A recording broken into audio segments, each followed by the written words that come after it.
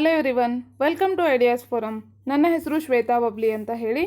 ಈ ವಿಡಿಯೋದಲ್ಲಿ ನಾವು ಭಾರತ ಮತ್ತು ಸಮಕಾಲೀನ ವಿಶ್ವ 10ನೇ ತರಗತಿ NCERT ಭಾರತ ಮತ್ತು ಸಮಕಾಲೀನ ವಿಶ್ವ 2 ಅದರಲ್ಲಿ ಚಾಪ್ಟರ್ 2 ಅನ್ನು ಮಾಡ್ತಾ ಇದ್ದೀವಿ. ಸೊ ಚಾಪ್ಟರ್ 2 ಆಲ್ರೆಡಿ ಚಾಪ್ಟರ್ 1 ನಾನು ಆಲ್ರೆಡಿ ಕಂಪ್ಲೀಟ್ ಮಾಡಿದ್ದೀನಿ. ಅದರ ಜೊತೆಗೆ ಚಾಪ್ಟರ್ 2ದು ಫಸ್ಟ್ ಪಾರ್ಟನ್ನು ಕೂಡ ನಾನು ಮಾಡಿದ್ದೀನಿ. ಯಾರು ನೋಡಿಲ್ಲ ಮೊದಲು ಚಾಪ್ಟರ್ 2ದು ಫಸ್ಟ್ ಪಾರ್ಟನ್ನು ನೋಡಿ ಆಮೇಲೆ ಇದು ನೋಡಬೇಕು, ಇಲ್ಲ ಅಂದರೆ ಅರ್ಥ ಆಗಲ್ಲ. ಓಕೆನಾ? ವೆಲ್ ಗೈಸ್, ಇನ್ನು ಇದುವರೆಗೂ ಯಾರಾದರೂ ನಮ್ಮ ಟೆಲಿಗ್ರಾಮ್ ಚಾನಲ್ಗೆ ಜಾಯ್ನ್ ಆಗಿಲ್ಲ ಅಂದರೆ ಡಿಸ್ಕ್ರಿಪ್ಷನಲ್ಲಿ ಕೊಟ್ಟಿರೋ ಲಿಂಕನ್ನು ಬಳಸಿಕೊಂಡು ನೀವು ನಮ್ಮ ಟೆಲಿಗ್ರಾಮ್ ಚಾನಲ್ಗೆ ಜಾಯ್ನ್ ಆಗ್ಬೋದು. ಇನ್ನು ನಮ್ಮ ಐಡಿಯಾಸ್ ಫೋರಮ್ ವತಿಯಿಂದ ನಾವು ಸಾಕಷ್ಟು ಕೋರ್ಸ್ಗಳನ್ನು ಲಾಂಚ್ ಮಾಡಿದ್ದೀವಿ. ಫಾರ್ ಎಕ್ಸಾಂಪಲ್ NCERT ಎಲ್ಲ ವೀಡಿಯೋಸು ನಿಮಗೆ ಇಲ್ಲಿ ಸಿಗುತ್ತೆ, ಪ್ರತಿಯೊಂದು ಸಬ್ಜೆಕ್ಟು. ಅದರ ಜೊತೆಗೆ DSCRT ವೀಡಿಯೋಸ್ ಸಿಗುತ್ತೆ. ಆಮೇಲೆ ತಮಿಳುನಾಡು ರಾಜ್ಯದ ಪಠ್ಯಪುಸ್ತಕ ಸಿಗುತ್ತೆ. ಸರ್ ಹಿಸ್ಟ್ರಿ ವೀಡಿಯೋಸನ್ನು ಮಾಡ್ತಾಯಿದ್ದಾರೆ. ಲಕ್ಷ್ಮೀಕಾಂತ್ ಬುಕ್ದು ವೀಡಿಯೋಸ್ ಸಿಗುತ್ತೆ ನಿಮಗಿಲ್ಲಿ. ಜೊತೆಗೆ ಇಂಗ್ಲೀಷ್ ಸಿಗುತ್ತೆ. ಆ್ಯಂಡ್ ಕ್ವಾಂಟ್ಸನ್ನು ಕೂಡ ಅಥವಾ ಆ್ಯಪ್ಟಿಟ್ಯೂಡನ್ನು ಕೂಡ ನಾನು ಮಾಡ್ತಾಯಿದ್ದೀನಿ. ಅದರ ಜೊತೆಗೆ ಇವಾಗ PSI ಎಕ್ಸಾಮ್ ಸಮೀಪ ಇರೋದ್ರಿಂದ PSI ಪ್ರಶ್ನೆ ಪತ್ರಿಕೆಗಳನ್ನು ಕೂಡ ನಾವು ಸ್ಟಾರ್ಟ್ ಮಾಡಿರುವಂಥದ್ದು. ಆಲ್ರೆಡಿ ತುಂಬ ವೀಡಿಯೋಸ್ ಇದೆ. ಸೊ PSIಯನ್ನು ಕೂಡ ನೀವು ನೋಡ್ಬೋದು. ಅದರ ಜೊತೆಗೆ PSIಗೆ ಸಂಬಂಧಪಟ್ಟಂತಹ ಪ್ರಬಂಧಗಳನ್ನು ಕೂಡ ನಾನು ಮತ್ತು ವಿಜಯ ಮೇಡಮ್ ಸ್ಟಾರ್ಟ್ ಮಾಡ್ಕೊಳ್ತೀವಿ. ಸೊ ಅದ್ರ ಬಗ್ಗೆ ಕೂಡ ನೀವು ಹೆದರಬೇಕಾದ ಅವಶ್ಯಕತೆ ಇಲ್ಲ. ಜೊತೆಗೆ ಟ್ರಾನ್ಸ್ಲೇಷನ್ನ ನಾನು ಆಲ್ರೆಡಿ ನಿಮಗೆ ಯಾವ ಥರ ಟ್ರಾನ್ಸ್ಲೇಷನ್ ಮಾಡಬೇಕು ಅನ್ನೋಂತಹ ಟ್ರಿಕ್ಸನ್ನು ಹೇಳಿಕೊಟ್ಟು ವಿಡಿಯೋ ಮಾಡಿದ್ದೀನಿ. ಯಾರು ನೋಡಿಲ್ಲ, ಒಂದು 4 ವೀಡಿಯೋಸ್ ಮಾತ್ರ ಇದೆ, ನೋಡಿ ಕಂಪ್ಲೀಟ್ ಮಾಡಿ. ಸೊ ದ್ಯಾಟ್ ನಿಮಗೆ ಟ್ರಿಕ್ಸ್ ಗೊತ್ತಾಗುತ್ತೆ. ಅದನ್ನ ಈಗಿಂದಾನೇ ನೀಟಾಗಿ ನೀವು ಫಾಲೋ ಮಾಡಿದರೆ ಏನಾಗುತ್ತೆ, ನೀವು ಆರಾಮಾಗಿ ಟ್ರಾನ್ಸ್ಲೇಷನ್ನ ಕ್ಲಿಯರ್ ಮಾಡ್ಕೊಳ್ಬೋದು. ಅದರ ಜೊತೆಗೆ ನವೀನ್ ಸರ್ ಕೂಡ ಟ್ರಾನ್ಸ್ಲೇಷನ್ ವೀಡಿಯೋನ ಮಾಡ್ಕೊಳ್ತಾರೆ. ಓಕೆನಾ? So well guys, now will start with the chapter 2. Okay, well, the nationalist movement in Indochina ಅಂದರೆ ಇಂಡೋ ಚೀನಾದಲ್ಲಿ ರಾಷ್ಟ್ರೀಯ ಚಳುವಳಿಗಳು ಯಾವ ರೀತಿ ನಡೆದವು ಅನ್ನೋದನ್ನು ನಾವು ನೋಡ್ತಾ ಇದ್ವಿ. ಅದರಲ್ಲಿ ಆಲ್ರೆಡಿ ನಾನು emerging from the shadow of China, ಹೌದಾ, ಈ ಪಾರ್ಟನ್ನು ನಾವು ನೋಡಿದ್ದೀವಿ. ಈ ಒಂದು ಭಾಗದಲ್ಲಿ ನಾವೇನು ಮಾಡೋಣ ಅಂದರೆ second one, the dilemma of colonial education. Okay, so colonial education ಬಗ್ಗೆ ನಾವು ಇಲ್ಲಿ ನೋಡ್ತಾ ಹೋಗೋಣ. Hygiene, disease and everyday resistance. ಓಕೆನಾ? ನೈರ್ಮಲ್ಯ, ರೋಗ ಮತ್ತು ಪ್ರತಿದಿನದಲ್ಲಿ ಯಾವ ರೀತಿಯಾಗಿ ರೆಸಿಸ್ಟೆನ್ಸ್ ಇತ್ತು ಅನ್ನೋದನ್ನು ನಾವು ನೋಡ್ತಾ ಹೋಗೋಣ. ಓಕೆ, ಮುಂದಿಂದು 3rd 4th ಮತ್ತು 5th ಏನು ಮಾಡ್ತೀನಿ, ನೆಕ್ಸ್ಟ್ ಪಾರ್ಟಲ್ಲಿ ಮಾಡ್ತೀನಿ. 6, 7, 8 ಮುಂದೆ ಕಂಪ್ಲೀಟ್ ಮಾಡಿಕೊಡ್ತೀನಿ. ಓಕೆನಾ? ವೆಲ್ ಗೈಸ್, ಇವಾಗ ನಾವೇನು ಮಾಡೋಣ, ಕ್ವಿಕ್ಕಾಗಿ ಒಂದ್ಸತಿ ನಾವು ಫಸ್ಟ್ ಏನು ನೋಡಿದ್ವಿ ಅನ್ನೋದನ್ನು ರಿವಿಷನ್ ಮಾಡೋಣ. ಇಲ್ಲೇನು ಮಾಡಿದ್ವಿ, 1945ರಲ್ಲಿ ವಿಯೆಟ್ನಾಮ್ಗೆ ಸ್ವಾತಂತ್ರ್ಯ ಸಿಕ್ತು ಅನ್ನೋದನ್ನು ನಾವು ನೋಡಿದ್ವಿ. ಆಮೇಲೆ ರಿಪಬ್ಲಿಕ್ ಯಾವಾಗ ಫಾರ್ಮ್ ಆಯಿತು ಅನ್ನೋದು ನೋಡಿದ್ವಿ, ಹೌದಾ. ಸೊ ಇದು ಹೆಂಗೆ ಜಗತ್ತಿನ ಮೇಲೆ ಇನ್ಫ್ಲುಯೆನ್ಸ್ ಆಯಿತು ನೋಡಿದ್ವಿ. ಅದರ ಜೊತೆಗೆ ಯಾವ ರೀತಿ ಇಂಡೋ ಚೀನಾ ಅಂತಂದರೆ ಯಾವ್ಯಾವ ಭಾಗ ಅಲ್ಲಿ ಬರುತ್ತೆ, ಅಲ್ಲಿ ಜನ ಚೈನೀಸ್ ಇದರಿಂದ ಎಂಪೈರಿಂದ ಇನ್ಫ್ಲುಯೆನ್ಸ್ ಆಗಿದ್ದಾರೆ ಅನ್ನೋದನ್ನು ಕೂಡ ನಾವು ನೋಡಿದ್ವಿ. ಸ್ವತಂತ್ರ ಸಿಕ್ಕಾದ್ಮೇಲೂ ಕೂಡ ಇನ್ಫ್ಲುಯೆನ್ಸ್ ಹಾಗೇ ಉಳಿತಾ ಬಂದಿರೋದು ಅನ್ನೋದನ್ನು ನಾವು ಅಬ್ಸರ್ವ್ ಮಾಡಿದ್ವಿ, ಹೌದಾ. ಅದರ ಜೊತೆಗೆ ವಿಯೆಟ್ನಾಮ್ ಮೆರಿಟೈಮ್ ಸಿಲ್ಕ್ ರೂಟದ್ದು ಒಂದು ಪಾರ್ಟ್ ಆಗಿರುತ್ತೆ ಅನ್ನೋದನ್ನು ಅಬ್ಸರ್ವ್ ಮಾಡಿದ್ವಿ. ಆ್ಯಂಡ್ ವಿಯೆಟ್ನಾಮ್ ಮ್ಯಾಪಲ್ಲಿ ನಾವು ಅದನ್ನು ಎಲ್ಲಿ ಅಬ್ಸರ್ವ್ ಮಾಡ್ಬೋದು ಅನ್ನೋದನ್ನು ತಿಳ್ಕೊಂಡ್ವಿ, ಹೌದಾ. ವಿಯೆಟ್ನಾಮ್ ಲೆಫ್ಟಿಗೆ ನೀವು ನೋಡಿದ್ರೆ ಲಾವೋಸ್ ಮತ್ತು ಕಾಂಬೋಡಿಯಾ ಬರುತ್ತೆ. ರೈಟ್ ಸೈಡಲ್ಲಿ ನಿಮಗೆ ಸೌತ್ ಚೀನಾ ಸಿ ಕಾಣುತ್ತೆ. ಇಲ್ಲಿ ಬ್ಲೂ ಅಲ್ಲಿ ಸಿಗೋದು ಸೌತ್ ಚೀನಾ ಸಿ. ಓಕೆನಾ? ಇನ್ನು next, colonial domination and resistance, ವಸಾಹತುಶಾಹಿ ಪ್ರಾಬಲ್ಯ ಮತ್ತು ಪ್ರತಿರೋಧ ಅನ್ನೋದನ್ನು ನಾವಿಲ್ಲಿ ನೋಡ್ತಾ ಇದ್ವಿ. ಯಾಕೆ ವಿಯೆಟ್ನಾಮರು ಕೊಲೊನೈಸ್ಡ್ ಯಾವ ಥರ ಮಾಡಿದರು, ಫ್ರೆಂಚ್ ಅವರು ಮಿಲಿಟರಿ, ಎಕನಾಮಿಕಲಿ, ಕಲ್ಚರಲಿ ಎಲ್ಲ ರೀತಿಯಾಗಿ ಕೊಲೊನೈಸ್ ಮಾಡಿದ್ದನ್ನು ನೋಡಿದ್ವಿ. ಅದಕ್ಕೆ ರೆಸಿಸ್ಟೆನ್ಸ್ ಸಿಗೋದನ್ನು ನಾವು ನೋಡಿದ್ವಿ. ಅವರು ಯಾವಾಗ 1858ರಲ್ಲಿ ವಿಯೆಟ್ನಾಮ್ಗೆ ಬಂದರು, ಜೊತೆಗೆ 1880ರಲ್ಲಿ ಅವರು ಗ್ರಿಪ್ ಆಗಿ ಅಲ್ಲಿ ಕೂತ್ಕೊಂಡ್ರು, ಹೌದಾ. 87ರಲ್ಲಿ ಏನಾಗುತ್ತೆ, ಫ್ರೆಂಚ್ ಇಂಡೋ ಚೀನಾ ಅಂಥೇಳಿ ಸ್ಟಾರ್ಟ್ ಆಗುತ್ತೆ. ಅದ್ರ ಬಗ್ಗೆ ನಾವು ನೋಡಿದ್ವಿ. ಇನ್ನು next, why the French thought colonies are necessary, ವಸಾಹತುಗಳು ಏಕೆ ಅವಶ್ಯಕ ಅನ್ನೋದನ್ನು ಕೂಡ ನಾವಿಲ್ಲಿ ಅಬ್ಸರ್ವ್ ಮಾಡಿದ್ವಿ. ಯಾಕಂದರೆ ನ್ಯಾಚುರಲ್ ರಿಸೋರ್ಸ್ಗೆ ಹೆಲ್ಪ್ ಆಗುತ್ತೆ, ಅದ್ರ ಜೊತೆಗೆ ಬೇರೆ ಎಸೆನ್ಷಿಯಲ್ ಗೂಡ್ಸ್ಗೂ ಕೂಡ ಅವ್ರಿಗೆ ಹೆಲ್ಪ್ ಆಗುತ್ತೆ. ಆ್ಯಂಡ್ ಯುರೋಪಿಯನ್ ಕಂಟ್ರೀಸು ಏಷ್ಯನ್ ಕಂಟ್ರೀಸನ್ನು ಇವರು ಹಿಂದುಳಿದಿದ್ದಾರೆ, ಅವರನ್ನು ನಾವು ನಾಗರಿಕರನ್ನಾಗಿ ಮಾಡಬೇಕು ಅಂತ ಥಾಟ್ ಇಟ್ಕೊಂಡಿದ್ರು ಅಂತ ನೋಡಿದ್ವಿ. ಆ ರೀತಿ ಮಾಡಲಿಕ್ಕೆ ಅವ್ರು ಏನು ಸ್ಟೆಪ್ಸ್ ತೊಗೊಂಡ್ರು, ಫಾರ್ ಎಕ್ಸಾಂಪಲ್ ಇರಿಗೇಷನ್ನ ಅವರು ಡೆವಲಪ್ ಮಾಡ್ತಾ ಹೋದರು, ಇನ್ಫ್ರಾಸ್ಟ್ರಕ್ಚರ್ನ ಅವರು ಡೆವಲಪ್ ಮಾಡ್ತಾ ಹೋಗಿದ್ರು, ಹೌದಾ. ರೈಸ್ ಕಲ್ಟಿವೇಷನ್ ಜಾಸ್ತಿ ಆಯಿತು, ಇದೆಲ್ಲ ನೋಡಿದ್ವಿ, ಹೌದಾ. ಅದರ ಜೊತೆಗೆ ರೈಲ್ ನೆಟ್ವರ್ಕನ್ನು ಹಾಕ್ತಾ ಹೋದರು, ಬಂದರುಗಳನ್ನು ನಿರ್ಮಾಣ ಮಾಡ್ತಾ ಹೋದರು. ಇದೆಲ್ಲದರ ಬಗ್ಗೆ ಅಬ್ಸರ್ವ್ ಮಾಡಿದ್ವಿ. ಇನ್ನು ನೆಕ್ಸ್ಟ್ ಯಾಕೆ ಕೊಲೋನೀಸ್ಗಳನ್ನು ಅಬ್ಸರ್ವ್ ಮಾಡಬೇಕು, ಡೆವಲಪ್ ಮಾಡಬೇಕು, ಹೌದಾ, ವಸಾಹತುಗಳನ್ನು ಯಾಕೆ ಅಭಿವೃದ್ಧಿಪಡಿಸಬೇಕು ಅನ್ನೋದಕ್ಕೆ ನಾವು ಬರ್ನಾರ್ಡ್ ಅವರ ಒಂದು ಥಿಯರಿಯನ್ನು ನಾವು ನೋಡಿದ್ವಿ, ಹೌದಾ. ಸೊ ಮದರ್ ಕಂಟ್ರಿ ಡೆವಲಪ್ ಆಗಬೇಕು ಅಂತಂದರೆ ಎಕನಾಮಿ ಕೊಲೋನೀಸಲ್ಲಿ ಡೆವಲಪ್ ಆಗಬೇಕು. ಆವಾಗ ಏನಾಗುತ್ತೆ, ಅಲ್ಲಿ ಜಾಸ್ತಿ ಮಾರ್ಕೆಟ್ ಬೆಳೆಯುತ್ತೆ, ಜಾಸ್ತಿ ಪ್ರಾಫಿಟ್ ಬರುತ್ತೆ. So that European countries develop ಆಗ್ಬೋದು ಅಂತ, ಹೌದಾ, ಪ್ರಾಫಿಟ್ ಜಾಸ್ತಿ ಆಗ್ಬೋದು ಅಂತ ಅವರಿಗೆ. ಇನ್ನು ನೆಕ್ಸ್ಟ್ ಅದಕ್ಕಿರುವಂತಹ ಅಡೆತಡೆಗಳನ್ನು ನಾವು ನೋಡಿದ್ವಿ. ಆಮೇಲೆ ಸುಧಾರಣೆಗಳನ್ನು ಏನೇನು ಮಾಡಬೇಕು ಅಂತ ಅಂದ್ಕೊಂಡ್ರು, ಯಾವ ಸುಧಾರಣೆಗಳನ್ನು ಅವರು ನಿಜವಾಗ್ಲೂ ತೆಗೆದುಕೊಂಡು ಬಂದರು, ಇದೆಲ್ಲವನ್ನು ನಾವೇನು ಮಾಡಿದ್ವಿ, ಅಬ್ಸರ್ವ್ ಮಾಡಿದ್ವಿ. ಇವಾಗ ನಾವೇನು ಮಾಡೋಣ, the dilemma of colonial education, ವಸಾಹತುಶಾಹಿ ಶಿಕ್ಷಣದ ಸಂದಿಗ್ಧತೆ ಅನ್ನೋದನ್ನು ನೋಡ್ತಾ ಹೋಗೋಣ. ಸೊ ಈ ಥರ ಬಂದಾಗ ವಸಾಹತು ಶಿಕ್ಷಣದ ಸಂದಿಗ್ಧತೆ ಅಂತ ನಾವು ನೋಡಿದಾಗ, French colonisation was not based only on the economic exploitation. French ವಸಾಹತುಶಾಹಿ ಅನ್ನೋದು ಬರೀ ಎಕನಾಮಿಕಲಿ, ಆರ್ಥಿಕವಾಗಿ ಅವರನ್ನು ಶೋಷಣೆಗೊಳಿಸೋದು, ವಿಯೆಟ್ನಾಮೀಸನ್ನು ಶೋಷಣೆಗೊಳಿಸೋದು ಮಾತ್ರ ಆಗಿರಲಿಲ್ಲ ಅನ್ನುವಂಥದ್ದು. It was driven by the idea of civilising the mission. Okay, ಅಂದರೆ ಇಲ್ಲಿರುವಂತಹ ಜನರನ್ನು ನಾಗರಿಕರನ್ನಾಗಿ ನಾವು ಮಾಡ್ತೀವಿ ಅನ್ನುವಂತಹ ಒಂದು ಮಿಷನನ್ನು ಇಟ್ಕೊಂಡು ಅವ್ರು ಬಂದಿದ್ದರು. ಇದನ್ನು ನಾವು ಅಬ್ಸರ್ವ್ ಮಾಡಿದ್ವಿ, ಹೌದಾ. So European started introducing the, ಈ ಥರ ಮಿಷನಲ್ಲಿ ಒಂದು ಪಾರ್ಟ್ ಏನು, ಇನ್ಫ್ರಾಸ್ಟ್ರಕ್ಚರ್ ಡೆವಲಪ್ ಮಾಡೋದು, ಬಿಸ್ನೆಸ್ ಡೆವಲಪ್ ಮಾಡೋದು, ಎಕನಾಮಿ ಡೆವಲಪ್ ಮಾಡೋದನ್ನು ನಾವು ನೋಡಿದ್ವಿ, ಇರಿಗೇಷನ್ ಡೆವಲಪ್ ಮಾಡೋದು. ಈಗ ಇನ್ನೊಂದು ಪಾರ್ಟ್ ಏನಿದ್ರಲ್ಲಿ, education. Okay, European started introducing the modern ideas to the colony, even if this meant destroying local culture, religions and traditions. ಇವ್ರೇನು ಮಾಡ್ತಾ ಬಂದರು, ಆಧುನಿಕವಾದಂತಹ ಐಡಿಯಾಸನ್ನು, ಮಾಡರ್ನ್ ಐಡಿಯಾಸನ್ನು ಈ ಒಂದು ಕೊಲೋನಿಯಲ್ಲಿ, ವಿಯೆಟ್ನಾಮಲ್ಲಿ ಇಂಟ್ರೊಡ್ಯೂಸ್ ಮಾಡಬೇಕು ಅಂತ ಬಂದರು. ಅದು ಅಲ್ಲಿರುವಂತಹ ಲೋಕಲ್ ಇರುವಂಥ, ಅಂದರೆ ವಿಯೆಟ್ನಾಮಿ ಜನರ ಸಂಸ್ಕೃತಿ, ಅವರ ಧರ್ಮ, ಅವರ ಆಚರಣೆಗಳನ್ನು ಅದು ನಾಶಗೊಳಿಸ್ತಾ ಇದ್ರು ಕೂಡ ಅದನ್ನು ಅವ್ರು ಏನು ಮಾಡ್ತಾಯಿದ್ರು, ಮಾಡರ್ನೈಸೇಷನ್ ತರಬೇಕು ಅನ್ನುವಂಥ ಒಂದು ಏಮನ್ನು ಇಟ್ಕೊಂಡಿದ್ರು. ಅದನ್ನು ಇಂಟ್ರೊಡ್ಯೂಸ್ ಕೂಡ ಮಾಡ್ತಾ ಬಂದರು ಅನ್ನುವಂಥದ್ದು. ಆ ಒಂದು ಮಿಷನಲ್ಲಿ ಈ ಥರ ಮಾಡರ್ನೈಸೇಷನ್ ತರುವಂತಹ ಒಂದು ವೇಯಲ್ಲಿ ಬರುವಂಥದ್ದು ಯಾವುದಪ್ಪ ಅಂತ ಹೇಳಿದ್ರೆ, ದಟ್ ಈಸ್ ಎಜುಕೇಷನ್. ಓಕೆನಾ. So education is one way to civilise the native, ಅಂದರೆ ಸ್ಥಳೀಯ ಜನರನ್ನು ಸಿವಿಲೈಸ್ ಮಾಡುವಂಥದ್ರಲ್ಲಿ ಒಂದು ವೇ ಯಾವುದಪ್ಪ ಅಂತಂದರೆ ಅದು ಎಜುಕೇಷನ್ ಕೂಡ. ಓಕೆನಾ. ಆದರೆ ಇದನ್ನು ವಿಯೆಟ್ನಾಮೀಸ ಅಥವಾ ಅಲ್ಲಿರುವಂತಹ ಫ್ರೆಂಚ್ ಕೊಲೋನಿಯಲ್ಲಿರುವಂತಹ ಫ್ರೆಂಚ್ ಜನರು ಕೂಡ ಅಪೋಸ್ ಮಾಡ್ತಾರೆ. ಯಾಕೆ ಅನ್ನೋದನ್ನು ನೋಡೋಣ. Okay, Vietnam may began to question the colonial domination. Okay, so ಎಜುಕೇಷನ್ನ ತರಬೇಕು ಅನ್ನುವಂಥದ್ದೇನೂ ಇದೆ, ಆದರೆ ಅವರಿಗೆ ಎಜುಕೇಷನ್ ಏನಕ್ಕೆ ಬೇಕು, ಅಲ್ಲಿರುವಂತಹ ಜನರನ್ನು ಎಜುಕೇಟ್ ಮಾಡಿ ತಮಗೆ ತಕ್ಕ ಹಾಗೆ ಯೂಸ್ ಮಾಡ್ಕೊಳ್ಬೇಕು ಅನ್ನೋದು ಇವ್ರದ್ದು. ಆದರೆ ಎಜುಕೇಷನ್ನಿಂದ ಏನಾಗ್ಬೋದು, Vietnamese may began to question the colonial domination. ಹೌದಾ. ಸೊ ಈ ಒಂದು ಕೊಲೋನಿಯಲ್ ಡೊಮಿನೇಷನ್ ಅಂದರೆ ವಸಾಹತುಶಾಹಿ ಪ್ರಾಬಲ್ಯವನ್ನು ವಿಯೆಟ್ನಾಮಿ ಜನರು ಕ್ವೆಶ್ಚನ್ ಮಾಡಲಿಕ್ಕೆ ಸ್ಟಾರ್ಟ್ ಮಾಡ್ಬೋದು. ಯಾಕಂದರೆ ಅವರು ಎಜುಕೇಟೆಡ್ ಆಗಿರ್ತಾರೆ, ಸ್ವಲ್ಪ ನಾಲೆಜ್ ಬಂದಿರುತ್ತೆ. ಸೊ ಇವ್ರು ಮಾಡೋ ಕೆಲಸ ಕಾರ್ಯಗಳನ್ನು ಅವ್ರು ಕ್ವೆಶ್ಚನ್ ಮಾಡ್ಬೋದು ಅನ್ನುವಂಥ ಒಂದು ಭಯ ಇರುತ್ತೆ ಅವ್ರಿಗೆ. ಅದ್ರ ಜೊತೆಗೆ French citizens living in Vietnam began fearing of losing their jobs. ಈ ಫ್ರೆಂಚ್ ಸಿಟಿಜನ್ಸ್ ಏನು ಬಂದು ವಿಯೆಟ್ನಾಮಲ್ಲಿ ಇರ್ತಾರ, ಈ ಜನರಿಗೆ ಕೂಡ ಹೆದರಿಕೆ ಆಗಲಿಕ್ಕೆ ಸ್ಟಾರ್ಟ್ ಆಯಿತು of losing their jobs. Okay, ತಮ್ಮ ಜಾಬ್ಸನ್ನು ಕಳ್ಕೊಳ್ಬೋದು ಅವರು. ಫಾರ್ ಎಕ್ಸಾಂಪಲ್ ಟೀಚರ್ ಆಗಿನೋ ಅಥವಾ ಪೊಲೀಸ್ ಮೆನ್ ಆಗಿನೋ ಅಥವಾ ಶಾಪ್ ಕೀಪರ್ ಆಗಿನೋ ಅವ್ರು ಕೆಲಸ ಮಾಡ್ತಿರ್ತಾರೆ ಇಲ್ಲಿ, ಆ ಜಾಬನ್ನು ವಿಯೆಟ್ನಾಮೀಸ್ ಕಿತ್ಕೊಳ್ಬೋದು ಅನ್ನುವಂಥ ಭಯ ಆ ಫ್ರೆಂಚ್ ಪೀಪಲ್ಗೆ ಸ್ಟಾರ್ಟ್ ಆಗುತ್ತೆ. ಸೊ ಇದಕ್ಕಾಗಿ ಅಪೋಸ್ ಮಾಡ್ತಾರೆ. ಓಕೆನಾ.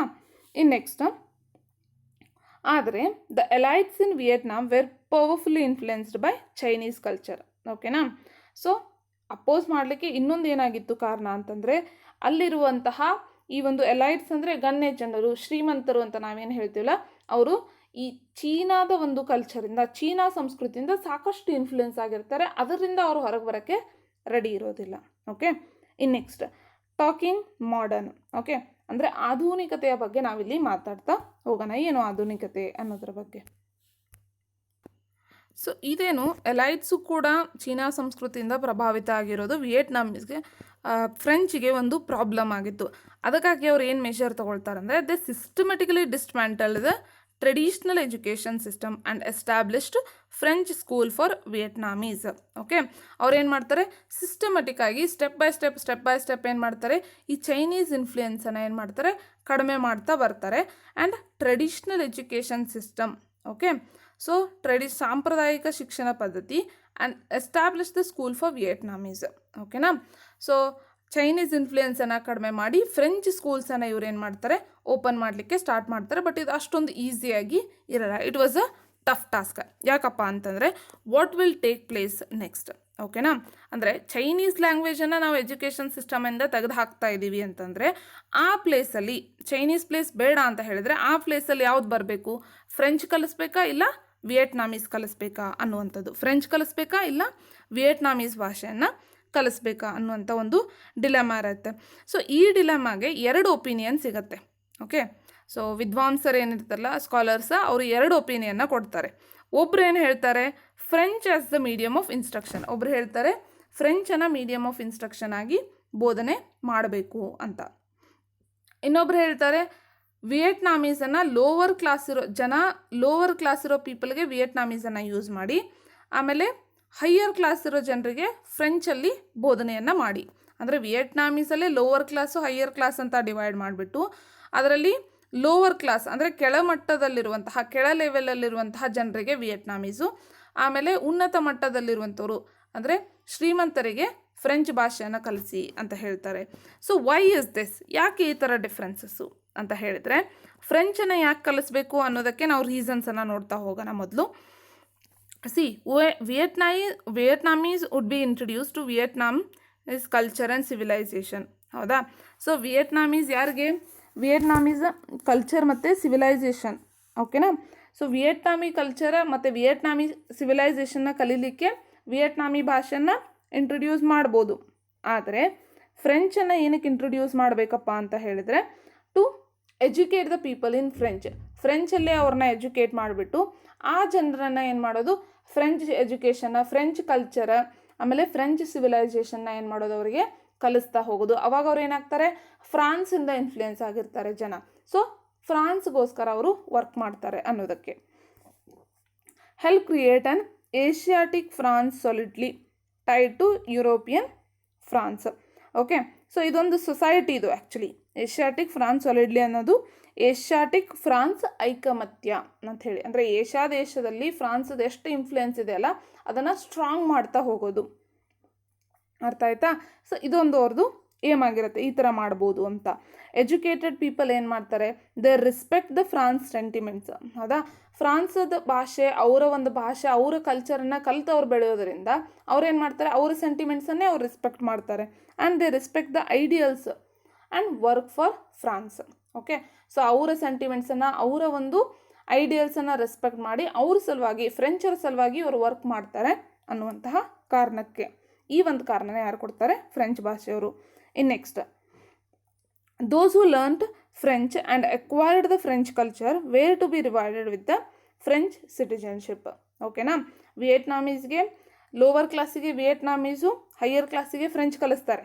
ಯಾಕಂದರೆ ಸ್ವಲ್ಪ ಜನ ಮಾತ್ರ ಏನು ಮಾಡ್ತಾರೆ, ಫ್ರೆಂಚ್ ಕಲಿತಾರೆ.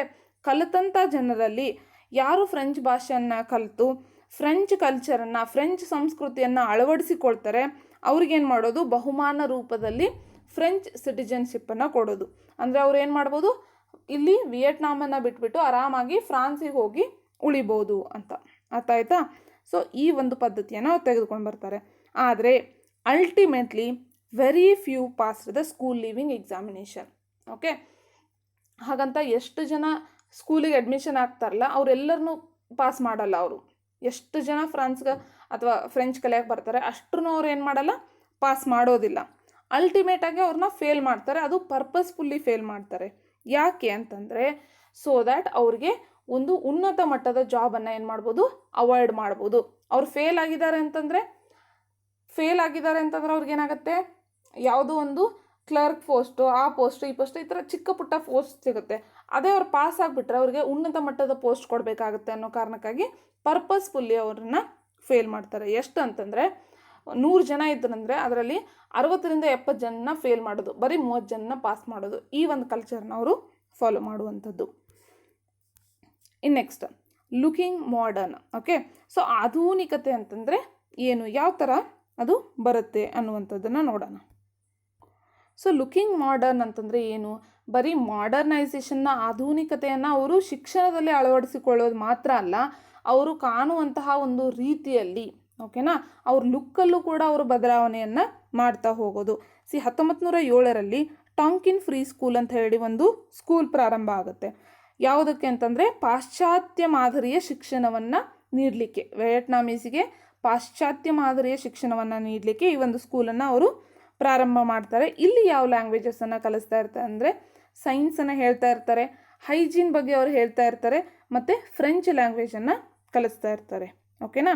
ಸೊ ಇದ್ರ ಜೊತೆಗೆ plus to be modern and also to look modern. Okay, ಬರೀ ಆಧುನಿಕರಾಗೋದು ಮಾತ್ರ ಅಲ್ಲ, ಆಧುನಿಕರಾಗಿ ನಾವು ಪ್ರತಿಬಿಂಬವಾಗಬೇಕು ಕೂಡ ಅನ್ನೋ ಕಾರಣಕ್ಕಾಗಿ ಏನಾಗುತ್ತೆ, ಬೇರೆ ಬೇರೆ ರೂಲ್ಸನ್ನು ತೊಗೊಂಡು ಬರ್ತಾರೆ. ಓಕೆ, ಮಾಡರ್ನ್ ಬಟ್ಟೆಗಳನ್ನು ಹಾಕೋದು, ಅಂದರೆ ಪಾಶ್ಚಾತ್ಯರು ಯಾವ ಥರ ಬಟ್ಟೆ ಹಾಕ್ತಾರಲ್ಲ ಆ ಥರ ಬಟ್ಟೆಗಳನ್ನು ಹಾಕೋದು. ಓಕೆ, ಫಾರ್ ಎಕ್ಸಾಂಪಲ್ ಶೂಸ್ ಎಲ್ಲ ಹಾಕುವಂಥದ್ದು, ಹ್ಯಾಟ್ ಹಾಕುವಂಥ ಒಂದು ಪದ್ಧತಿ. ಜೊತೆಗೆ ವಿಯೆಟ್ನಾಮೀಸ್ ಏನು ಮಾಡ್ತಿರ್ತಾರೆ, ಹುಡುಗರು ಕೂಡ ಲಾಂಗ್ ಹೇರನ್ನು ಬಿಡ್ತಿರ್ತಾರೆ, ಅದು ಪದ್ಧತಿಯನ್ನು ಅವ್ರು ಏನು ಮಾಡ್ತಾರೆ, ತೆಗೆದುಹಾಕ್ತಾರೆ. ಹೇರ್ ಕಟ್ ಮಾಡಿಸೋದು, ಓಕೆ, ಶಾರ್ಟ್ ಹೇರ್ ಮಾಡುವಂಥದ್ದು. ಈ ರೀತಿ ಹೇರ್ ಕಟಿಂಗ್ ಚಾಂಟ್ ಕೂಡ ಇದೆ, ಒಂದು ಎಕ್ಸಾಂಪಲ್. ಓಕೆನಾ, comb in the left hand, scissor in the right ಅಂತ ಹೇಳಿ ಒಂದು ಸಾಂಗ್ ಇದೆ, ನೀವು ಬೇಕಿದ್ರೆ ನೋಡ್ಬೋದು. ಈ ರೀತಿ ಪದ್ಧತಿಯನ್ನು ಅವರು ತೆಗೆದುಕೊಂಡು ಬರುವಂಥದ್ದು. ಇನ್ನು ನೆಕ್ಸ್ಟ್ ನಾವೇನು ನೋಡೋಣ ಅಂದರೆ ರೆಸಿಸ್ಟೆನ್ಸ್ ಇನ್ ಸ್ಕೂಲ್ಸ್. ಓಕೆ, ಶಾಲೆಯಲ್ಲಿ ವಿರೋಧತೆ ಹೇಗೆ ಉತ್ಪನ್ನ ಆಯಿತು, ಶಾಲೆಯಲ್ಲಿರುವಂಥ ಮಕ್ಕಳಾಗಿರ್ಬೋದು, ಟೀಚರ್ ಆಗಿರ್ಬೋದು, ಹೇಗೆ ವಿಯೆಟ್ನಾಮಿಕ್ ಕಲ್ಚರ್ನ ವಿರೋಧ ಮಾಡ್ತಾರೆ ಮತ್ತು ಯಾಕೆ ಅನ್ನೋದನ್ನು ನೋಡ್ತಾ ಹೋಗೋಣ. ಸೊ ಇಲ್ಲಿರುವಂತಹ teachers they did not blindly, teachers ಮತ್ತು students did not blindly follow the curriculum. So ಫ್ರೆಂಚರು ಮಾಡಿಕೊಟ್ಟಂತಹ ಪಠ್ಯಕ್ರಮವನ್ನು, ಬುಕ್ಸನ್ನು ಅವ್ರು ಏನು ಮಾಡಲಿಲ್ಲ, ಸುಮ್ಮನೆ ಬ್ಲೈಂಡಾಗಿ ಏನು ಮಾಡಲಿಲ್ಲ, ಫಾಲೋ ಮಾಡ್ತಾ ಹೋಗಲಿಲ್ಲ. ಹೇಗೆ ಸ್ಟೂಡೆಂಟ್ಸ್ ಜಾಸ್ತಿ ಆಗ್ತಾ ಬರ್ತಾರಲ್ಲ, ಸ್ಕೂಲ್ಸ್ ಎಲ್ಲ ಜಾಸ್ತಿ ಆಗ್ತಾ ಬಂದಂಗೆ ಫ್ರೆಂಚರಿಗೂ ಏನಾಗುತ್ತೆ, ಎಲ್ಲವನ್ನು ಮ್ಯಾನೇಜ್ ಮಾಡೋದು ಅಥವಾ ಎಲ್ಲ ಕಡೆ ಕಣ್ಣನ್ನಿಡೋದು ಏನಾಗುತ್ತೆ, ಕಷ್ಟ ಆಗುತ್ತೆ. ಹೌದಾ, ಅಬ್ಸರ್ವ್ ಮಾಡ್ತಾ ಇರೋದು ಕಷ್ಟ ಆಗುತ್ತೆ. ಸೊ ಅಂಥ ಒಂದು ಗ್ಯಾಪನ್ನು ಅವರು ಯೂಸ್ ಮಾಡ್ಕೊಂಡ್ಬಿಟ್ಟು ಕೆಲವೊಂದಷ್ಟು ಕಡೆ ಅವ್ರು ಏನು ಮಾಡ್ತಾರೆ, ಆ ಟೆಕ್ಸ್ಟನ್ನು ಮಾಡಿಫೈ ಮಾಡ್ತಾರೆ. ಓಕೆನಾ. So teachers criticised what was stated in the ಬುಕ್ಕಲ್ಲಿ ಏನು ಮೆನ್ಷನ್ ಮಾಡಿರ್ತಾರಲ್ಲ ಅದನ್ನು ಅವರು ಕ್ರಿಟಿಸೈಸ್ ಮಾಡೋದು. ಅದು ಫ್ರೆಂಚರ್ ಬಗ್ಗೆ ಇದ್ದರೆ ಅಥವಾ ವಿಯೆಟ್ನಾಮೀಸ್ ಬಗ್ಗೆ ಏನಾದರೂ ತಪ್ಪಾಗಿ ಹೇಳೋದಿದ್ದರೆ ಈ ಥರದ್ದನ್ನ ಕ್ರಿಟಿಸೈಸ್ ಮಾಡೋದು, ಅದನ್ನು ಮಾಡಿಫೈ ಮಾಡಿ ಮಕ್ಕಳಿಗೆ ಕಲಿಸೋದು, ಈ ಥರ ಕೆಲಸವನ್ನು ಕೂಡ ಮಾಡ್ತಾರೆ ಟೀಚರ್ಸ್. ಸೊ ಅದರ ಜೊತೆಗೆ ಫ್ರೆಂಚರನ್ನು ಓಪನ್ ಆಗಿ ಅಪೋಸಿಟ್ ಮಾಡುವಂಥದ್ದು ಕೂಡ ಸ್ಟಾರ್ಟ್ ಆಗುತ್ತೆ. ಅದರ ಜೊತೆಗೆ ಸೈಲೆಂಟ್ ರೆಸಿಸ್ಟೆನ್ಸ್ ಕೂಡ, ಸೈಲೆಂಟಾಗಿ ಫ್ರೆಂಚರನ್ನು ಅಪೋಸ್ ಮಾಡುವಂಥದ್ದು ಕೂಡ ಕಲ್ಚರ್ ಬೆಳೀತಾ ಹೋಗುತ್ತೆ. ಇನ್ನು ನೆಕ್ಸ್ಟ್ ಒಂದು ಎಕ್ಸಾಂಪಲ್ನ ನಾವು ನೋಡೋದಾದರೆ 1926ರಲ್ಲಿ Saigon native girls school major protest ಆಗುತ್ತೆ. ಇಲ್ಲಿ ಒಂದು ಸ್ಕೂಲ್ ಬರುತ್ತೆ, ಸೈಗಾನ್ ನೇಟಿವ್ ಗರ್ಲ್ಸ್ ಸ್ಕೂಲ್ ಅಂತ ಹೇಳಿ. ಇಲ್ಲೊಂದು ಮೇಜರ್ ಪ್ರೊಟೆಸ್ಟ್ ಸ್ಟಾರ್ಟ್ ಆಗುತ್ತೆ 1926ರಲ್ಲಿ. ಸೊ ಏನಪ್ಪ ಅಂತಂದರೆ, ಒಬ್ಬಳು ವಿಯೆಟ್ನಾಮೀಸ್ ಗರ್ಲ ಫಸ್ಟ್ ಬೆಂಚಲ್ಲಿ ಹೋಗಿ ಕುತ್ಕೊಂಡಿರ್ತಾಳೆ. ಅಷ್ಟೊತ್ತೇನಾಗುತ್ತೆ, ಒಂದು ಫ್ರೆಂಚ್ ಹುಡುಗಿ ಬರ್ತಾಳೆ, ಬಂದುಬಿಟ್ಟು ಅವಳಿಗೆ ಬ್ಯಾಕ್ ಸೀಟಿಗೆ ಹೋಗ್ಲಿಕ್ಕೆ ಹೇಳ್ತಾಳೆ. ಯಾರಿಗೆ, ವಿಯೆಟ್ನಾಮೀಸ್ ಗರ್ಲಿಗೆ, ನೀನು ಬ್ಯಾಕ್ ಸೀಟಿಗೆ ಹೋಗಿ ಕೂತ್ಕೋ because I want to sit here ಅಂತ.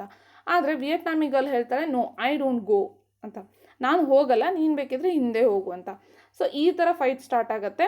ಆ್ಯಂಡ್ ದೆನ್ ಇದೇನಾಗುತ್ತೆ, ಇದು ಪ್ರಿನ್ಸಿಪಲ್ವರೆಗೂ ಮುಟ್ಟುತ್ತೆ. ಪ್ರಿನ್ಸಿಪಲ್ ಆ ಹುಡುಗಿಯನ್ನು ಅವ್ರು ಏನು ಮಾಡ್ತಾರೆ, ಸ್ಕೂಲಿಂದ ತೆಗೆದು ಹಾಕಿಬಿಡ್ತಾರೆ. ಯಾರನ್ನ, ವಿಯೆಟ್ನಾಮಿ ಗರ್ಲ್ನ ಸ್ಕೂಲಿಂದ ತೆಗೆದು ಹಾಕಿಬಿಡ್ತಾರೆ. ಅದನ್ನು ನೋಡಿಬಿಟ್ಟು ಉಳಿದಿರುವಂತಹ ಸ್ಟೂಡೆಂಟು ಏನು ಮಾಡ್ತಾರೆ, ಪ್ರೊಟೆಸ್ಟ್ ಮಾಡಲಿಕ್ಕೆ ಸ್ಟಾರ್ಟ್ ಮಾಡ್ತಾರೆ ಸ್ಕೂಲ್ ಪ್ರಿನ್ಸಿಪಲ್ ವಿರುದ್ಧ. ಆವಾಗ ಸರ್ಕಾರ ಏನು ಹೇಳುತ್ತೆ, ಅವರಿಗೆ ಮತ್ತೆ ಸ್ಕೂಲ್ ಒಳಗಡೆ ತೊಗೊಂಡು, ಯಾಕಂದರೆ ಇದು ದೊಡ್ಡ ಮಟ್ಟದಲ್ಲಿ ಬೆಳೀಬಾರ್ದು ಅನ್ನೋ ಕಾರಣಕ್ಕಾಗಿ ಅವರನ್ನು ಮತ್ತೆ ಸ್ಕೂಲ್ ಒಳಗಡೆ ತೊಗೊಳೋಕ್ಕೆ ಗೌರ್ಮೆಂಟ ಆದೇಶ ಹೊರಡಿಸುತ್ತೆ. ಸೊ ಪ್ರಿನ್ಸಿಪಲ್ ಅವರನ್ನು ಒಳಗಡೆ ತೊಗೊಳ್ತಾರೆ. ಆದರೂ ಕೂಡ ಸ್ಕೂಲ್ ಪ್ರಿನ್ಸಿಪಲ್ ಅವ್ರಿಗೆ ಹೇಳ್ತಾರೆ ಸ್ಟೂಡೆಂಟ್ಸಿಗೆ, I will crush all the Vietnamese under my feet. ಅಂದರೆ ಎಲ್ಲ ವಿಯೆಟ್ನಾಮೀಸನ್ನು ನಾನು ಏನು ಮಾಡ್ತೀನಿ, ನನ್ನ ಕಾಲು ಕೆಳಗಡೆ ತುಳಿದು ಹಾಕ್ಬಿಡ್ತೀನಿ, ಹೊಸ್ಕಾಕ್ಬಿಡ್ತೀನಿ ನಿಮ್ಮನ್ನು. ನೀವು ನನ್ನನ್ನು ಇಲ್ಲಿಂದ ಹೊರಗೆ ಹಾಕಕ್ಕೆ ನೋಡ್ತಾ ಇರ್ಬೋದು, ಆದರೆ no well that I leave only after I am assured Vietnam is no longer inhabit the Cochinchina. ಅಂದರೆ ನೀವು ಚೀನಾ ಸಿಸ್ಟಮನ್ನು ಫಾಲೋ ಮಾಡದೆ ನಿಮ್ಮನ್ನೆಲ್ಲರನ್ನೂ ನಾಶ ಮಾಡಿದ ಮೇಲೆ ನಾನು ವಿಯೆಟ್ನಾಮೀಸನ್ನು ಬಿಟ್ಟು ಹೋಗ್ತೀನಿ ಅಂತ ಹೇಳ್ತಾರೆ ಅವರು. ಓಕೆನಾ. ಈ ಒಂದು ಹ್ಯಾರಾಸ್ಮೆಂಟ, ಈ ಒಂದು ಪದ್ಧತಿ ಸ್ಕೂಲ್ಸಲ್ಲೂ ಕೂಡ ಇರುತ್ತೆ ಅನ್ನುವಂಥದ್ದು. ಇದರಿಂದಾಗಿ ಏನಾಗುತ್ತೆ, ಮುಂದೆ ಬರ್ತಾ ಬರ್ತಾ ಇದು ಬೇರೆ ಬೇರೆ ಕ್ರಿಟಿಕಲ್ಸ್ಗೆ, ಸಂಘರ್ಷಗಳಿಗೆ ಕಾರಣ ಆಗುತ್ತೆ ಕಾನ್ಫ್ಲಿಕ್ಟ್ಸಿಗೆ. So students fought for white collar jobs. White collar jobs ಅಂತಂದರೆ ಏನು ಅಂತ ಹೇಳ್ತೀನಿ ನಾನು ನಿಮಗೆ ಇಲ್ಲಿ. ವೈಟ್ ಕಾಲರ್ ಜಾಬ್ಸ್ ಅಂದರೆ ಫಾರ್ ಎಕ್ಸಾಂಪಲ್ ಲಾಯರ್ ಜಾಬ್ ಇರ್ಬೋದು, ಅಥವಾ ಬಿಸ್ನೆಸ್ ಮ್ಯಾನ್ ಜಾಬ್ ಇರ್ಬೋದು. ಈ ಥರದ ಜಾಬ್ಸನ್ನು ನಾವೇನಂತ ಹೇಳ್ತೀವಿ, ವೈಟ್ ಕಾಲರ್ ಜಾಬ್ಸ್ ಅಂತ ಹೇಳ್ತೀವಿ, ಹೈ ಪ್ರೊಫೆಷ್ನಲ್ ಜಾಬ್ಸ್. ಓಕೆನಾ. ಸೊ ಈ ಸ್ಟೂಡೆಂಟ್ಸ್ ಯಾವುದರಿಂದ ಇನ್ಸ್ಪೈರ್ ಆಗಿರ್ತಾರೆ ಅಂತ, they are inspired by patriotic feeling. ದೇಶ ಸೇವೆ ಅನ್ನುವಂಥ ಒಂದು ಭಾವನೆ ಇರುತ್ತಲ್ಲ. ಸೊ ನಾವು ಎಜುಕೇಟೆಡ್ ಇದ್ದೀವಿ ಅಂತಂದರೆ ನಮ್ಮ ದೇಶವನ್ನು ಸುಧಾರಣೆ ಮಾಡುವಂಥದ್ದು, ನಮ್ಮ ದೇಶಕ್ಕೆ ಸ್ವತಂತ್ರ ತಂದುಕೊಡೋದು ನಮ್ಮದು ಡ್ಯೂಟಿ ಅಂದ್ಕೊಂಡು ಅವ್ರೇನು ಮಾಡ್ತಾರೆ, ಇದನ್ನು ಫಾಲೋ ಮಾಡ್ತಾರೆ. ಓಕೆ. ಸೊ ಇದರಿಂದಾಗಿ they also come with a conflict with a French and also with a traditional elite. ಫ್ರೆಂಚರ ಜೊತೆಗೆ ಮಾತ್ರ ಅವರು ಹೋರಾಟ ಮಾಡಬೇಕಾಗಿಲ್ಲ ಇಲ್ಲಿ, ಅದರ ಜೊತೆಗೆ ಈ ಟ್ರೆಡಿಷ್ನಲ್ ಆಗಿ ಶ್ರೀಮಂತರಾಗಿ ಎಲ್ಲ ಕಂಟ್ರೋಲ್ ಮಾಡ್ಕೊಂಡು ಬರ್ತಿರ್ತಾರಲ್ಲ, ಅವ್ರ ಜೊತೆ ಕೂಡ ಅವ್ರು ಹೋರಾಟ ಮಾಡಬೇಕಾಗತ್ತೆ. ಯಾಕಂದರೆ ಅವ್ರಿಗೇನು ಭಯ ಇರುತ್ತೆ, ಫ್ರೆಂಚರಿಗೇನು ಭಯ ಇರುತ್ತೆ, ನಮ್ಮ ಕೊಲೊನಿಯನ್ನು ಬಿಟ್ಟು ನಾವು ಹೋಗಬೇಕಾಗತ್ತೆ ಅನ್ನೋ ಭಯ ಇರುತ್ತೆ. ಈ ಟ್ರೆಡಿಷ್ನಲ್ ಎಲೈಟ್ಸ್ಗೆ ಅಂದರೆ ಶ್ರೀಮಂತರಿಗೆ ಏನು ಭಯ ಇರುತ್ತೆ ಇಲ್ಲಿ, ಇವರಿಗೆ ನಾವು ನಮ್ಮ ಒಂದು ಶ್ರೀಮಂತಿಕೆನ ಅಥವಾ ನಮ್ಮ ಒಂದು ಸ್ಟೇಟಸನ್ನು ಕಳ್ಕೊಳ್ತೀವಿ ಅನ್ನೋ ಭಯ ಇರುತ್ತೆ. ಇವು ಇಬ್ಬರನ್ನು ಕೂಡ ಈ ಸ್ಟೂಡೆಂಟ್ಸು ಫೇಸ್ ಮಾಡಬೇಕಾಗಿರುತ್ತೆ. ಓಕೆನಾ. ಇನ್ನು ನೆಕ್ಸ್ಟ್ 1920ರಲ್ಲಿ ಎಲ್ಲ ಸ್ಟೂಡೆಂಟ್ಸು ಸೇರಿಬಿಟ್ಟು ಏನು ಮಾಡ್ತಾರೆ, ಡಿಫ್ರೆಂಟ್ ಪೊಲಿಟಿಕಲ್ ಪಾರ್ಟೀಸನ್ನು ಕಟ್ಕೊಳ್ತಾರೆ, ರಾಜಕೀಯ ಪಕ್ಷಗಳು. ಅದರ ಒಂದು example party of young Annam ಅಂತ ಹೇಳಿ. ಓಕೆ. ಅಣ್ಣಾನಿ ಸ್ಟೂಡೆಂಟ್ಸ್ ಸೇರಿಬಿಟ್ಟು ಪಾರ್ಟಿ ಆಫ್ ಯಂಗ್ ಅಣ್ಣಾನ್ ಅಂತ ಹೇಳಿ ಇದೊಂದು ಸ್ಕೂಲ್ ಹೆಸರು. ಓಕೆನಾ. ಪಾರ್ಟಿಯನ್ನು ಕಟ್ಕೊಳ್ತಾರೆ. ಸೊ ಹೀಗಾಗಿ ಏನಾಗುತ್ತೆ, schools will become the important place for political and cultural battles. Okay. So ರಾಜಕೀಯ ಮತ್ತು ಸಂಸ್ಕೃತಿಯ ಮಧ್ಯೆ ನಡುವಂತಹ ಸಂಘರ್ಷಗಳಿಗೆ ಸ್ಕೂಲ್ ಏನಾಗುತ್ತೆ, ಒಂದು ಇಂಪಾರ್ಟೆಂಟ್ ಪ್ಲೇಸ್ ಆಗಿ ಪರಿವರ್ತನೆ ಆಗುತ್ತೆ. The battle against the French colonial education became part of the larger battle against the colonialism and for independence. ಇದೇನು ಸ್ಕೂಲಲ್ಲಿ ಸ್ಟಾರ್ಟ್ ಆಗಿರುತ್ತೆ ಅಲ್ಲ, ಸ್ಕೂಲ್ ಎಜುಕೇಷನ್ನಿಂದ ಸ್ಟಾರ್ಟ್ ಆಗಿರುವಂತಹ ಈ ಒಂದು ಸಂಘರ್ಷ, ಬ್ಯಾಟಲ್ ಅನ್ನುವಂಥದ್ದು ಏನಾಗುತ್ತೆ, ಆಮೇಲೆ ಈ ವಸಾಹತುಶಾಹಿಯ ವಿರುದ್ಧ ಕೂಡ ಶುರುವಾಗುತ್ತೆ. ಅದೇ ಬೆಳೆದು ಆಮೇಲೆ ಅವ್ರು ಏನು ಮಾಡ್ತಾರೆ, ನಮಗೆ ಕಂಪ್ಲೀಟಾಗಿ ಸ್ವತಂತ್ರ ಬೇಕು ಅಂತ ಕೂಡ ಡಿಮ್ಯಾಂಡ್ ಮಾಡುವಷ್ಟರ ಮಟ್ಟಿಗೆ ಈ ಒಂದು ಸಂಘರ್ಷಗಳು ಬೆಳೀತಾ ಹೋಗುತ್ತೆ. ಓಕೆನಾ. ವೆಲ್ ಗೈಸ್, ಇನ್ ನೆಕ್ಸ್ಟು ಸೊ ಇವಾಗ ನಾವೇನು ನೋಡೋಣ, ಥರ್ಡ್ ಪಾರ್ಟನ್ನು ನೋಡೋಣ. That is hygiene, disease and everyday resistance. ನೈರ್ಮಲ್ಯ, ರೋಗ ಮತ್ತು ಪ್ರತಿದಿನದಲ್ಲಿ ಅವ್ರು ನಡೆಸುವಂಥ ಚಿಕ್ಕ ಪುಟ್ಟ ಹೋರಾಟಗಳ ಬಗ್ಗೆ ನೋಡ್ತಾ ಹೋಗೋಣ. ಓಕೆನಾ. ಎಜುಕೇಷನ್ ಮಾತ್ರ ಅಲ್ಲ, ಇಲ್ಲಿ ಹೆಲ್ತ್ ಅಂತ ಬಂದಾಗ ಅವ್ರು ಯಾವ ರೀತಿ ಹೋರಾಡಿದ್ರು ಅನ್ನೋದನ್ನು ಕೂಡ ನೋಡ್ತಾ ಹೋಗೋಣ. ಓಕೆ. ಫ್ಲೆಗ್ಯೂ ಸ್ಟ್ರೈಕ್ಸ್ ಹೆನಾಯ್ ಅನ್ನುವಂಥದ್ದು ಒಂದು ಪ್ಲೇಸ್ ನೇಮ್. ಸೊ ಅಲ್ಲಿ ಪ್ಲೇಗ್ ಆಕ್ರಮಣ ಆಗುತ್ತೆ, ಅದ್ರ ಬಗ್ಗೆ ನಾವಿಲ್ಲಿ ನೋಡ್ತಾ ಹೋಗ್ತೀವಿ. ಹೆಲ್ತ್ ಆ್ಯಂಡ್ ಹೈಜೀನ್ ಅಂತ ಬಂದಾಗ ಫ್ರೆಂಚ್ ಅವ್ರು ಏನು ಮಾಡ್ತಾರೆ, ಆ್ಯಕ್ಚುಲಿ ಈ ಒಂದು ಪರ್ಟಿಕ್ಯುಲರ್ ಟೈಮಲ್ಲಿ ಏನಾಗುತ್ತೆ, ಫ್ಲೇಗ್ ಬರುತ್ತೆ ಪೂರ್ತಿ ಎಲ್ಲ ಫ್ರೆಂಚ್ ಕಾಲನಿ, ಆಲ್ಮೋಸ್ಟ್ ಎಲ್ಲ ಕಾಲನೀಸ್ಗಳಲ್ಲಿ ಆ ಟೈಮಲ್ಲಿ ಪ್ಲೇಗ್ ಬಂದಿರುತ್ತೆ. ಆ ಟೈಮಲ್ಲಿ ಏನಾಗುತ್ತೆ, ಬೇರೆ ಕಾಲನೀಸಲ್ಲಿ, ಬೇರೆ ಯುರೋಪಿಯನ್ ಕಾಲನೀಸಲ್ಲಿ ಏನು ಪ್ರಾಬ್ಲಮ್ ಆಗ್ತಾ ಇರುತ್ತೆ, ಇದನ್ನು ಮ್ಯಾನೇಜ್ ಹೆಂಗೆ ಮಾಡೋದು ಅಂತ ಹೇಳಿ ಸೋಷಿಯಲ್ ಕಾನ್ಫ್ಲಿಕ್ಟ್ಸ್ ನಡೀತಾ ಇರುತ್ತೆ. ಓಕೆ. ಸಾಮಾಜಿಕ ಸಂಘರ್ಷಗಳು ನಡೀತಾ ಇರುತ್ತೆ. ಮ್ಯಾನೇಜ್ ಮಾಡೋಕ್ಕಾಗ್ತಿರಲ್ಲ, ಸಿಕ್ಕಾಪಟ್ಟೆ ಜನ ಸಾಯ್ತಾ ಇರ್ತಾರೆ. ಆದರೆ ಈ ಒಂದು ಪ್ಲೇಸಿಗೆ ಬಂದರೆ, ವಿಯೆಟ್ನಾಮಿಗೆ ಬಂದರೆ ಅವ್ರು ಏನು ಮಾಡ್ತಾರೆ, ಇವರು ಫ್ರೆಂಚ್ನವರು they decided of creating a modern Vietnam. Okay. Rebuild Hanoi. So ಇವರೊಂದು ಮಾಡರ್ನ್ ವಿಯೆಟ್ನಾಮನ್ನು ಕ್ರಿಯೇಟ್ ಮಾಡಲಿಕ್ಕೆ ಡಿಸೈಡ್ ಮಾಡಿಬಿಟ್ಟು ಫ್ರೆಂಚ್ ಕಾಲನೀಸ್ ಎಲ್ಲ ಏನಿರುತ್ತಲ್ಲ, ಸೊ ಆ ಫ್ರೆಂಚ್ ಕಾಲನೀಸನ್ನೆಲ್ಲ ಡೆವಲಪ್ ಮಾಡ್ತಾರೆ. Latest ideas, new modern city, ಹೊಸ ಐಡಿಯಾ ತೊಗೊಂಡು ಬರ್ತಾರೆ, ಹೊಸ ಮಾಡರ್ನ್ ಸಿಟಿಯನ್ನು ಡೆವಲಪ್ ಮಾಡಲಿಕ್ಕೆ. ಯಾವಾಗ ಸ್ಟಾರ್ಟ್ ಆಗುತ್ತೆ ಅಂದರೆ 1903. ಆವಾಗಲೇ ಪ್ಲೇಗ್ ಅಟ್ಯಾಕ್ ಆಗಿರುತ್ತೆ. Part of Hanoi struck by the bubonic ಪ್ಲೇಗಿಂದ ಸ್ಟಕ್ ಆಗಿರುತ್ತೆ. ಸೊ ಬೇರೆ ಕಡೆ ಎಲ್ಲ ಈ ಥರ ಕಾನ್ಫ್ಲಿಕ್ಟ್ ನಡೀತಾ ಇದ್ರೆ ಯಾವ ಥರ ಮ್ಯಾನೇಜ್ ಮಾಡೋದು ಅಂತ, ಇಲ್ಲೇನಾಗುತ್ತೆ, it takes a interesting turn. ಯಾಕಂದರೆ the built as a beautiful and clean city. French ಏನು ಮಾಡ್ತಾರೆ, ತಾವು ವಿಯೆಟ್ನಾಮಲ್ಲಿ ಯಾವ ಪಾರ್ಟಲ್ಲಿ ವಾಸ ಮಾಡ್ತಾರಲ್ಲ ಅದನ್ನು ಒಂದು ಬ್ಯೂಟಿಫುಲ್ ಮತ್ತು ಕ್ಲೀನ್ ಇರುವಂತಹ ಸಿಟಿಯಾಗಿ ಡೆವಲಪ್ ಮಾಡ್ತಾರೆ. ಬಟ್ ಈ ನೇಟಿವ್ ಕ್ವಾರ್ಟರ್ಸ್ ಏನಿರುತ್ತೆ ಅಂದರೆ ಸ್ಥಳೀಯ ವಸತಿ ನಿಲಯಗಳು, ವಿಯೆಟ್ನಾಮಿ ಜನರು ಇರುವಂತಹ ಪ್ಲೇಸಸ್ಗಳನ್ನು ಏನು ಮಾಡ್ತಾರೆ, ಅವರು ಯಾವುದೇ ರೀತಿ ಮಾಡರ್ನ್ ಫೆಸಿಲಿಟೀಸನ್ನು ಅಲ್ಲಿ ಅವೈಲ್ ಮಾಡಲ್ಲ, ನೀಟಾಗಿ ರೋಡನ್ನು ಮಾಡಿರಲ್ಲ, ಒಳ್ಳೆ ಸಿವೇಜ್ ಸಿಸ್ಟಮ್ಸಲ್ಲಿ ಇರೋದಿಲ್ಲ, ಕಾಲುವೆ ಸಿಸ್ಟಮ್ಗಳಾಗಲಿ ಅಥವಾ ಈ ಗುಂಡಿಗಳಾಗಲಿ, ಕೊಳಚೆ ಗುಂಡಿಗಳು ಯಾವುದನ್ನು ಡೆವಲಪ್ ಮಾಡಿರೋದಿಲ್ಲ.